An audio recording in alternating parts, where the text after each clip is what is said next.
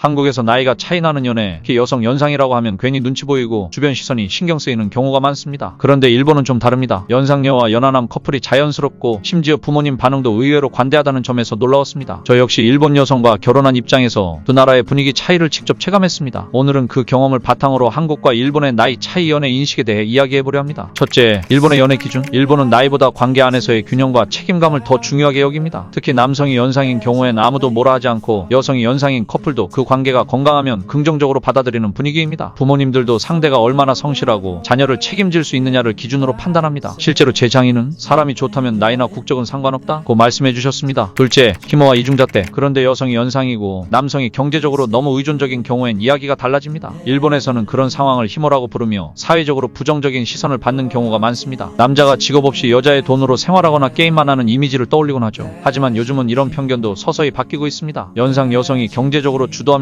연하 남성과 잘 지내는 커플들이 커뮤니티나 방송에서 자주 소개되면서 나이보다 중요한 건 궁합이라는 인식이 확산되고 있는 걸 체감합니다. 셋째, 한국의 보수 인식. 반면 한국은 아직도 여성 연상 연애에 보수적인 시선을 갖고 있는 편입니다. 남성 연상 커플은 아무도 뭐라 하지 않지만 여성 연상 커플은 결혼은 어려울 것 같다는 말을 자주 듣습니다. 제 주변에도 연하 남자와 사귀는 친구가 있는데 항상 부모님과 주변 사람들의 반응을 신경 쓰며 지내더라고요. 본인들도 관계를 유지하는 데 부담을 느끼는 경우가 많습니다. 넷째, 언론과 부모 시선. 이런 분위기는 언론과 부모 세대의 영향도 큽니다. 드라마나 예능에서는 남성 연상 커플은 안정적인 로맨스로 여성 연상 커플은 특이하거나 재미있는 케이스로 다뤄지는 경우가 많죠. 부모님들도 겉으로는 직업이 중요하다, 성격이 맞아야지 라고 말하면서도 속으로는 그래도 나이가 많은 건 좀 이라고 생각하는 분들이 많습니다. 저도 결혼 전에는 주변에서 은근히 그런 반응들을 들었던 기억이 납니다. 다섯째, 국제 연애 문화. 한국과 일본의 국제 커플은 이처럼 두 나라의 시선 차이 속에서 관계를 만들어갑니다. 제 경우 4살 차이 나는 일본인 아내와 연애를 시작했을 때도 양가 반응은 많이 달랐습니다. 일본 쪽은 둘이 잘 맞으면 됐지 였고, 한국 쪽은 나이 차가 좀 크지 않나? 는 반응이 먼저 나왔습니다. 하지만 결국 중요한 건 우리가 서로를 얼마나 존중하고 진심으로 대하는가였고, 그걸 보여주자 양쪽 다 응원해 주었습니다. 문화적 차이는 초반에는 부담이 될 수 있지만 동시에 서로를 이해하고 신뢰를 쌓는 기회가 되기도 합니다. 언어, 생활 방식, 가족 문화가 달라도 중심에 서로를 향한 믿음이 있다면 충분히 극복할 수 있습니다. 결론 및 정리. 한국은 여전히 주변 시선과 규범을 신경 쓰는 반면 일본은 개인 간의 역할과 책임에 초점을 둡니다. 그러나 공통적으로 중요한 건 결국 상대에 대한 진심, 책임감, 그리고 상호 존중입니다. 나이 차는 그저 숫자일 뿐 두 사람의 관계가 건강하게 유지될 수 있다면 그것만으로도 충분합니다. 저처럼 국제 커플을 꿈꾸는 분들 또는 나이 차 때문에 고민이 많은 분들이 있다면 이 이야기들이 작은 도움이 되었으면 합니다. 중요한 건 남들이 뭐라 하든 두 사람의 삶을 어떻게 만들어가느냐라는 점. 이건 한국이든 일본이든 다르지 않습니다.